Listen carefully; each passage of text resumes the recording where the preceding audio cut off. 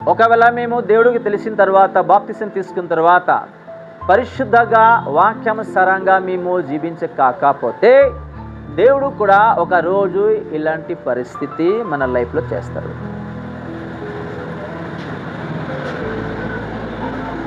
ఇది ఈరోజు ఎలా జీవిస్తున్నాము దేవుడితో, కుటుంబం అందరూ కలిసి. మా లైఫ్ ఎలాగున్నాయి ఇప్పుడు యేసుతో, మా పరిశుద్ధత ఎలాగున్నాయి ఈరోజు, మా ఆత్మీయ జీవితం ఎలాగున్నాయి ఈరోజు, మా ప్రార్థనా జీవితం ఎలాగున్నాయి ఈరోజు, వాక్యం జీవితం ఎలాగున్నాయి ఈరోజు.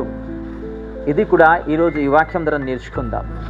కేవలం పేరుకు మాత్రము ఒక విశ్వాసీ కుటుంబం అవుతే సరిపోదు. దేవుడు ఒక రోజుకి ఎన్ని గంటలు ఇచ్చారు మనకి? 24 గంటలు, రైట్? ఈ 24 గంటల్లో ఎన్ని గంటలు మేము ప్రార్థన చేస్తున్నాము, వాక్యం చదువుతున్నాము? చెప్పండి, ఎన్ని గంటలు? మీరు చెప్పండి. దేవుడు మీకు నాకు 24 గంటలు ఇచ్చారు. ఈ 24 గంటల్లో ఎన్ని గంట మేము దేవుడితో ఉన్నాము, ఎన్ని గంట ప్రార్థన చేస్తున్నాము, వాక్యం చదువుతున్నాము? ఇది ఒక విశ్వాసి కుటుంబంకి ఛాలెంజ్ అన్నమాట. ఒక దైవజనుల కుటుంబంకి కూడా, దైవజనులు కూడా ఛాలెంజ్ అనమాట. ఒక ప్రవక్త వాళ్ళ కుటుంబం కూడా ఛాలెంజ్ అనమాట. ఈరోజు ఏం చేస్తున్నామంటే ఈ 24 గంటల్లో 12 గంటల డ్యూటీ, రైట్? ఇంటికి వచ్చిన తర్వాత అలసిపోయి ఉంటాము, బాడీలో ఇంకా ఏం శక్తి లేదు. వచ్చాము, ఇంట్లో ఒకవేళ సిస్టర్ అయితే వాళ్ళు కుక్ చేస్తారు, బ్రదర్స్ అయితే ఏం చేస్తారు? కూర్చుంటారు. ఫుడ్ దొరికిన తర్వాత ఏం చేస్తారు? తింటారు. మొబైల్ అయినా, ఐపీఎల్ అయినా, క్రికెట్ అయినా, సినిమా సీరియల్ అయినా, సిస్టర్స్ అయితే వాళ్ళ సీరియల్ చూస్తారు. అంతే కదా? మరి లాస్ట్లో ఒక 2 మినిట్స్ కూడా ఉండదు ప్రార్థన చేసి పడుకోవడం. మరి మేము లాస్ట్లో ఏమంటాము యేసయ్యకి? యేసు ప్రభు, నా కుటుంబంలో ఇలాంటి సమస్యలు ఉన్నాయి, అప్పులు ఉన్నాయి, రోగాలు ఉన్నాయి, భార్యాభర్త కొట్లాడుతున్నాము, శాంతి సమాధానం లేదు, సైతాన్ని ఏమో సతాయిస్తుంది, ఏం చేయాలి యేసయ్య, కాపాడండి అంటాము. అంతే కదా? ఎన్ని సమయం ఈరోజు దేవుడికి ఇస్తున్నాము? కేవలం పేరుకు మాత్రమే విశ్వాసి కుటుంబం అయితే సరిపోదు. మీకు ఇంకొక విషయం తెలుసా? ఈరోజు నాతో పాటు మీరు అందరూ దేవుడి సన్నిధికి వచ్చాము, రైట్? నెక్స్ట్ వీక్ మేము రాలేము అనుకోండి. నెక్స్ట్ వీక్ తర్వాత ఇంకొక వారం వస్తాం కదా, ఆ వారం నుంచి ఇంకా స్టార్ట్ అవుతుంది. ఒకవేళ మీరు గేప్ చేస్తే ఆశీర్వాదం బ్యాక్ అయితేనే ఉంటుంది. మీరు అయినా నేనైనా దీనికి ముందు జాబ్ చేస్తాం, రైట్? ఒకరోజు మీరు డ్యూటీకి వెళ్ళకపోతే శాలరీ కట్ అవుతుంది కదా? ఒకవేళ స్కూల్ కాలేజీలో పిల్లలు వెళ్తే వాళ్ళ అటెండెన్స్ కూడా కట్ అవుతుంది కదా? ఎగ్జాక్ట్లు అలాగే మన బ్లెస్సింగ్ అనేది మన చేతి నుంచి మేమే దూరం చేస్తున్నాము. ఈరోజు విశ్వాసికి ఏమైపోతుంది అంటే దేవుడు అంటే ఇంపార్టెంట్ లేదు, విశ్రాంతి దినాలంటే ఇంపార్టెంట్ లేదు, దేవుడితో కలుసుకోవాలి. ఒక రోజు దేవుడు ఈ భూమిలో మాకు ఒక ఛాన్స్ ఇచ్చారు, దేవుడితో మంచిగా జీవించాలి. ఏమో తెలియదు, సాయంత్రం అయినా నేను మరణిస్తాను, రేపైనా మరణిస్తాను, లేకపోతే ఎప్పుడైనా మరణిస్తానో తెలియదు. కానీ దేవుడు ఇచ్చిన దినాలు, ఆ సమయంలో నేనేం చేస్తాను? నా యేసు ప్రభు గురించి జీవిస్తాను, నిలబడతానని ఈ మైండ్ సెట్ ఎవరికి లేదు. ఈరోజు ఏమైపోయింది అంటే దేవుడి విషయంలో తక్కువ, లోకం విషయంలో ఎక్కువైంది విశ్వాసులకి. ఈ లాస్ట్ దినంలో సైతాన్ని ఇలాగే చేస్తుంది. మీ పరిశుద్ధతని డౌన్ చేస్తుంది, మీ ప్రార్థనని డౌన్ చేస్తుంది, అలాగే దేవుడు సన్నిధి నుంచి మీకు డౌన్ చేస్తుంది, తీసుకెళ్ళిపోతుంది దూరం.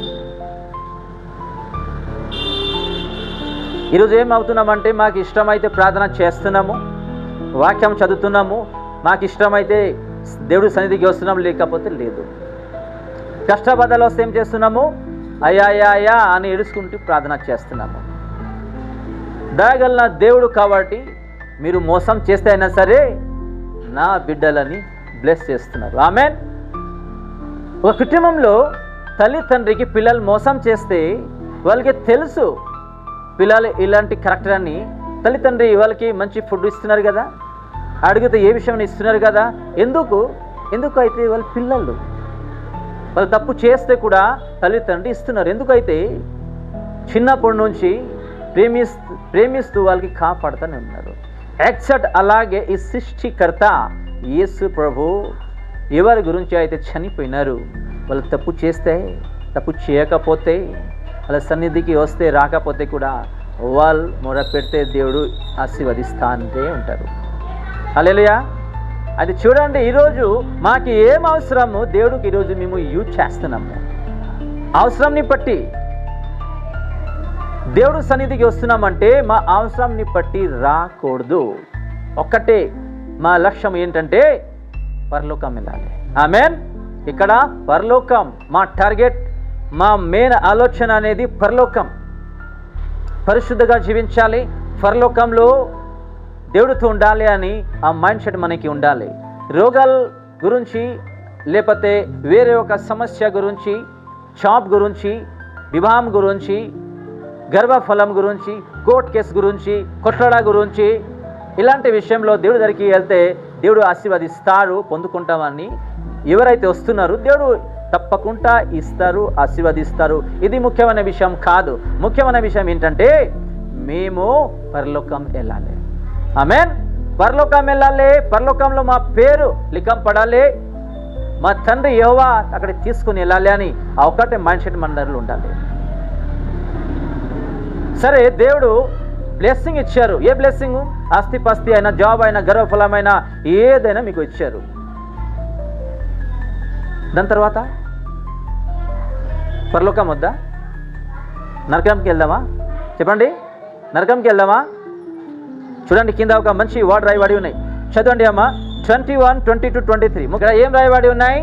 ప్రభువా ప్రభువా ప్రభువా అని పిలుచున్న కుటుంబం విశ్వాసీలు ఎక్కడికి రాలేరు?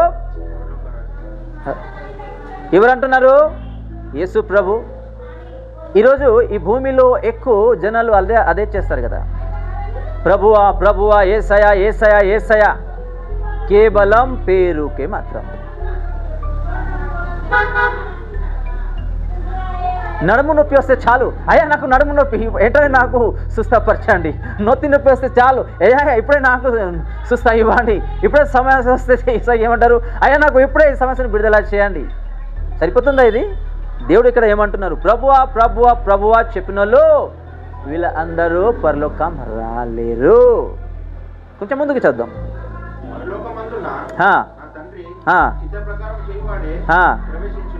ఆమేన్. ఏం రాయబడి ఉన్నాయి? నా తండ్రి ఆజ్ఞను పట్టి ఎవరైతే జీవిస్తారో వాళ్ళకే మాత్రం అక్కడ. ఆజ్ఞ అంటే ఏంటి? ఈ ఆజ్ఞలు ఇప్పుడు పాత నిబంధనలు ఉన్నాయి కదా, 10 ఆజ్ఞలు. ఆ 10 ఆజ్ఞ అయినా సరే ఈరోజు మేము ఆ ఆజ్ఞతో జీవిస్తున్నామా? కొత్త నిబంధనలో ఎక్కువ ఆజ్ఞలు ఉన్నాయి. ఈ కొత్త నిబంధనలో ఏ ఆజ్ఞలు ఉన్నాయి కొంచెం సైడ్ చేద్దాం, పాత నిబంధనకి వెళ్దాం. 10 ఆజ్ఞలు ఉన్నాయి. అది అయినా మా లైఫ్లో ఉందా? చెప్పండి, లేదు. మరి దేవుడు వాక్యమే మనలో లేదు, ఆజ్ఞలు లేదు, మేము ఎలాగెళ్తాం చెప్పండి? దేవుడు అంటారు, ఈ తప్పు మీరు చేయొద్దు, మీరు కోపిష్టిగా మీరు ఉండవద్దు, మీరు కొట్లాడొద్దు, మీరు ప్రేమతో ఉండండి, మీరు తాగొద్దు, వ్యభిచారం చేయొద్దు, ఒకళ్ళ విరుద్ధం మాట్లాడవద్దు, తప్పు దారిలో వెళ్ళొద్దు. ఇవన్నీ చేస్తున్నామా? మరి ఎలా వెళ్తాం పరలోకం చెప్పండి? కేవలం పేరుకి మాత్రమా? పరలోకం ఎలా అంటే ఈజీ అనమాట. ఎలాంటి విషయంలో ఈజీ? కేవలం వాక్యానుసారంగా జీవి. That's it. మీకు అయినా నాకు అయినా బస్తాలు మోయడానికి అవసరం లేదు. హల్లెలూయా. కట్టలు బస్తాలు మోయడానికి అవసరం లేదు. దేవుడు అంటున్నారు, ఈ వాక్యంలో ఇలాగే మీరు జీవించండి. That's it. సింపుల్. ఎవరైతే ఏం రాయబడిన 21లో, ఎవరైతే నా తండ్రి ఆజ్ఞలతో జీవిస్తారు కేవలం వాళ్ళే. ఈరోజు ఆజ్ఞతో పట్టి ఈరోజు ఉన్నామా? జీవిస్తున్నామా? భార్త ఏమో భార్యకి క్షమాపణ ఇవ్వడానికి మనసు ఉండదు, అంతే కదా? అలాగే భార్య కూడా, అలాగే తల్లిదండ్రి కూడా, అక్క చెల్లెలు కూడా, అన్న తమ్ముళ్ళు కూడా కుటుంబంలో అలాగే ఉన్నారు. ఎలాగ దేవుడు ఆశీర్వదిస్తారు.